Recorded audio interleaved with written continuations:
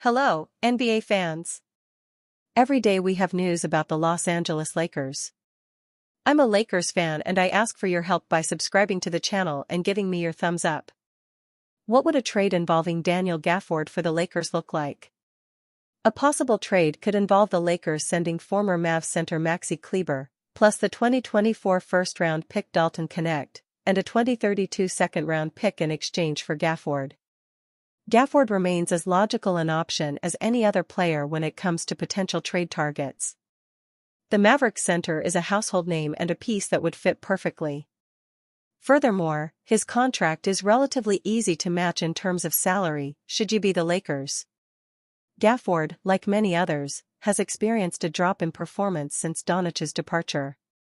Reuniting with his former playmaker would be an easy way to reverse that situation. The Los Angeles Lakers have already undergone one of the most dramatic transformations in recent NBA memory. Trading Anthony Davis for Luka Doncic signaled a philosophical shift away from the power and offense identity that had defined the Lakers since 2020. Luka's arrival meant something different entirely. The offense would now run through elite playmaking, perimeter creation, pacing, and scoring versatility. The Lakers didn't wait long to reinforce that shift either. By acquiring DeAndre Ayton, they doubled down on an offensive-minded frontcourt, leaning into touch, size, and scoring magnification rather than intimidation and interior dominance. But even with these bold moves, something still feels unfinished. The Lakers have added great offensive talent, yet they are missing the one thing championship teams need more than anything: reliable rim protection that holds up under playoff pressure. And that is where the next move comes into focus. If the Lakers are going to fully embrace the version of themselves they are building, Daniel Gafford is the overreaction trade they must target. Daniel Gafford is the missing defensive anchor for this new Lakers identity. DeAndre Ayton is not Anthony Davis. That's not a criticism, just a truth. Where Davis was defined by instinctive defensive rotations, overwhelming length, and an ability to erase mistakes no scheme could fully prevent, Ayton plays defense mostly by positioning and anticipation.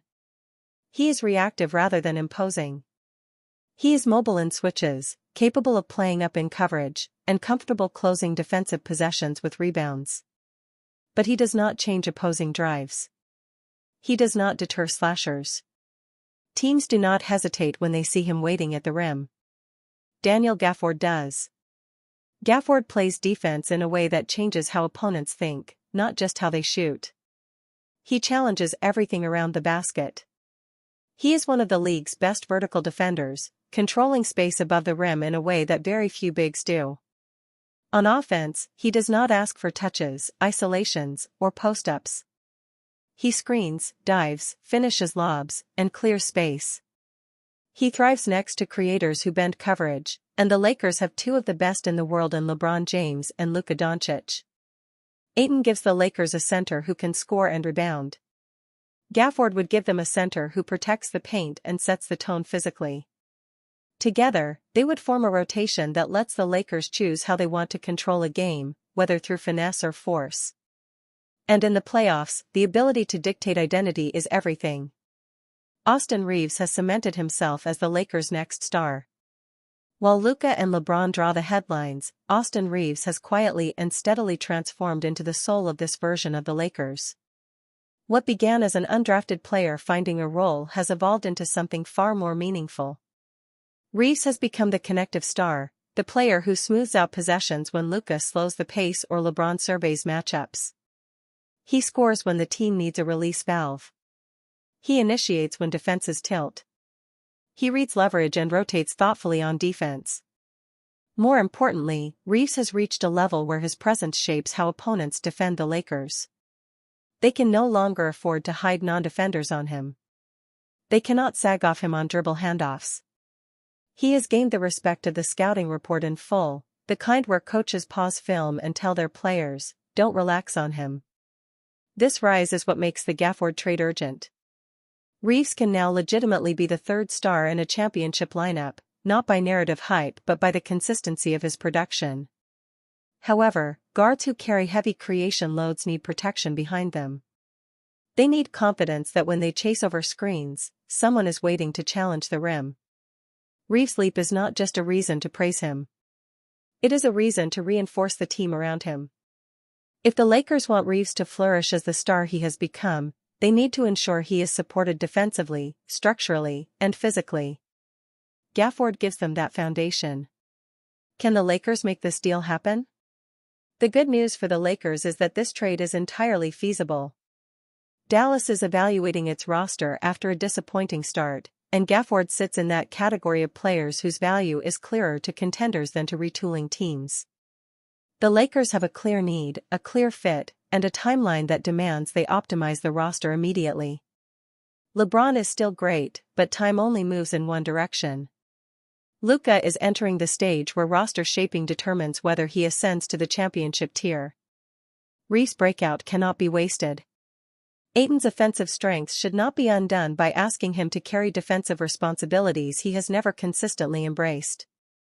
The Lakers have already made their bold moves. Now they need their balancing move. Daniel Gafford is not a star. He is something more necessary, the final structural piece. If the Lakers are serious about contending right now, this is the overreaction that isn't really an overreaction at all. Michael Cooper believes LeBron James and Luka Doncic can lead the Lakers to a championship. If he can get them to the finals, they can win it. Cooper knows Luka Doncic can take the pressure off LeBron James in the 2025-26 season. Despite Luka Doncic in the best shape of his career and LeBron James, though 40, still capable of logging an All-NBA-esque season, there are still many who feel that this tandem cannot lead the Los Angeles Lakers to their 18th championship. Both of these players have a similar playing style, being ball-dominant playmakers who thrive when the offense flows through them. However, Lakers legend Michael Cooper holds a much more optimistic outlook. According to Coop, LBJ finally has a young and reliable co-partner in Doncic who can shoulder the offensive load, allowing King James to stay fresh and at his peak when it matters most at the business end of the campaign.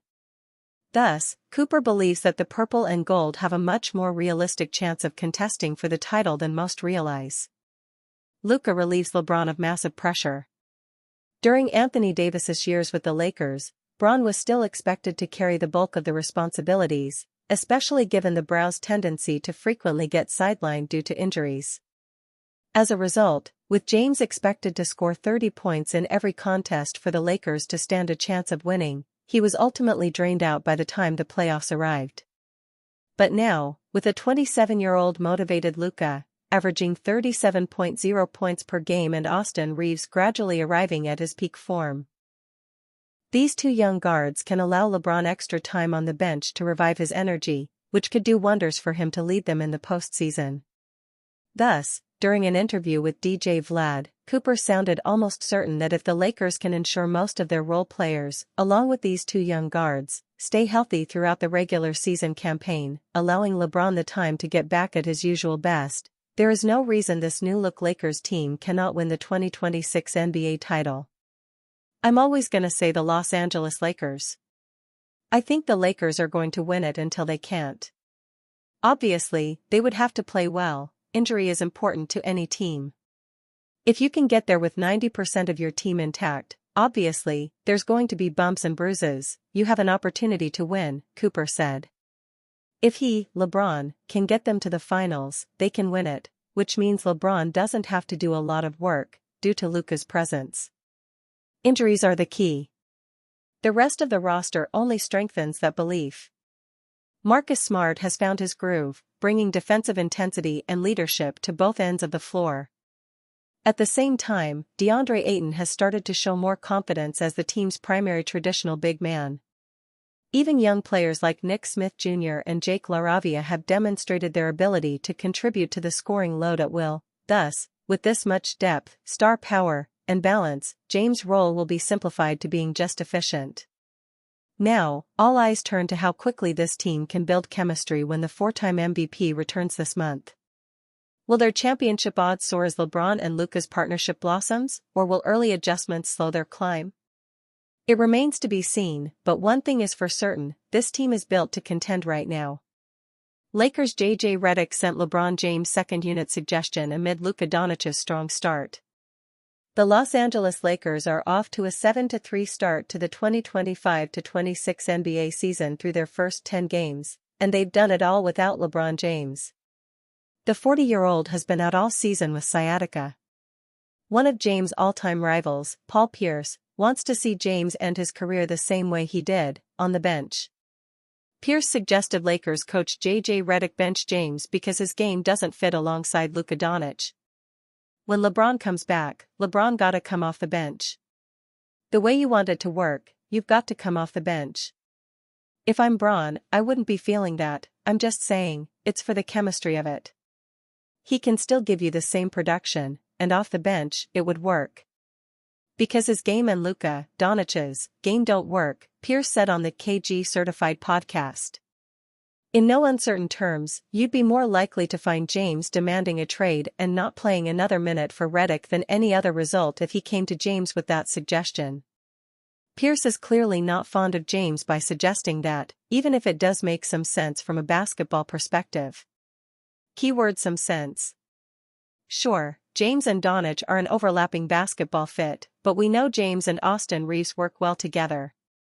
That was under the previous head coach and a different offensive system, but there's quite literally no substitute for on-court results. It's unclear what James' role on the team will be whenever he returns to the floor. He may have to shift to a more traditional big man or wing. Redick would do well to stagger his stars' minutes, if anything. Just never expect to see James come off the bench unless he explicitly states he wants to. This is the most powerful man the game has ever seen that we're talking about here. And not one who's afraid to leave if things aren't going his way.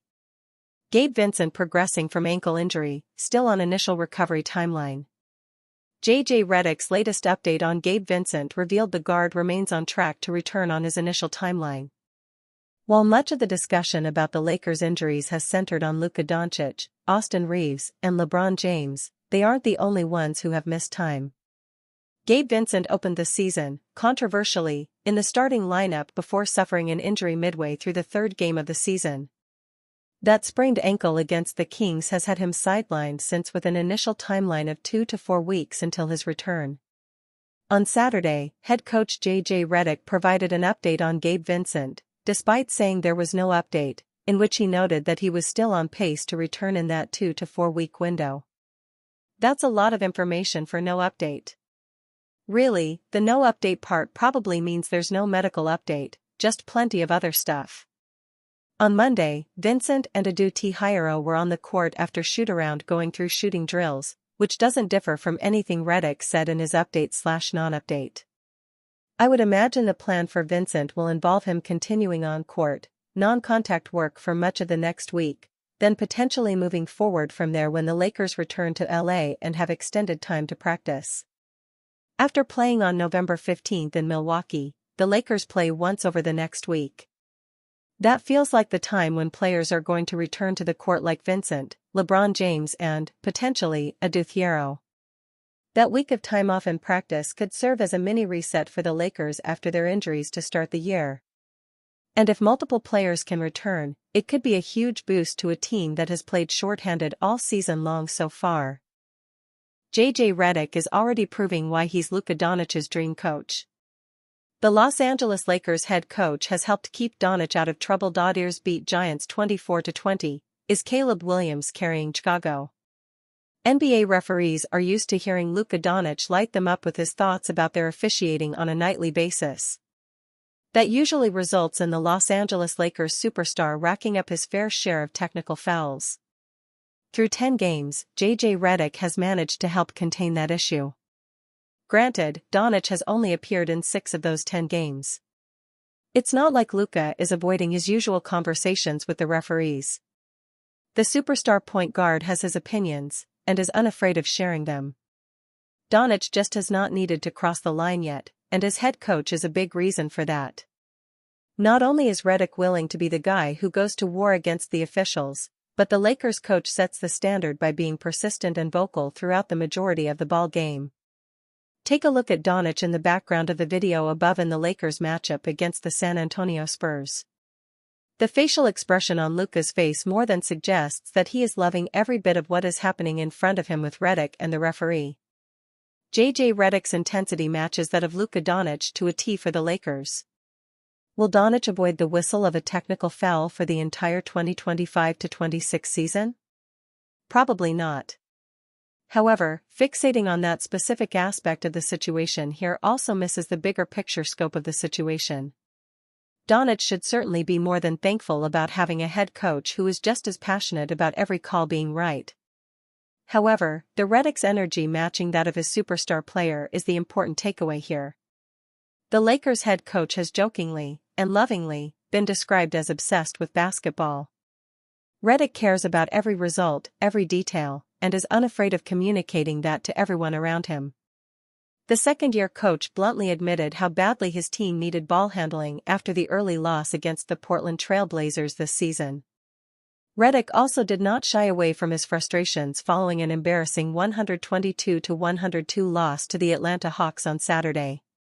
With the Hawks missing so many vital members of their rotation, the Lakers should have enjoyed a gift-wrapped victory. Instead, Atlanta crushed Los Angeles in terms of the effort. That was never going to sit well with Redick. The culture being built by the former NBA sharpshooter in Los Angeles will simply not let that slide. That should be music to the ears of Doncic. Luka is an openly fiery competitor. Doncic is just as hungry to win as Redick is. That is a formula for long-term success between a superstar and his bench boss.